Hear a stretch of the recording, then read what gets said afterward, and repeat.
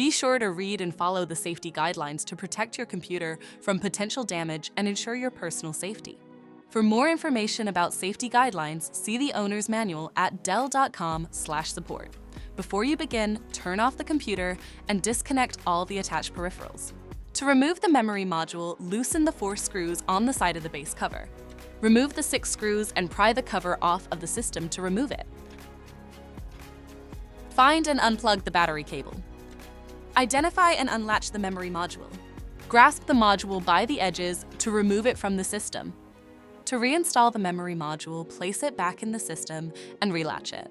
Reconnect the battery cable. Tighten the 10 screws to secure the base cover on the system.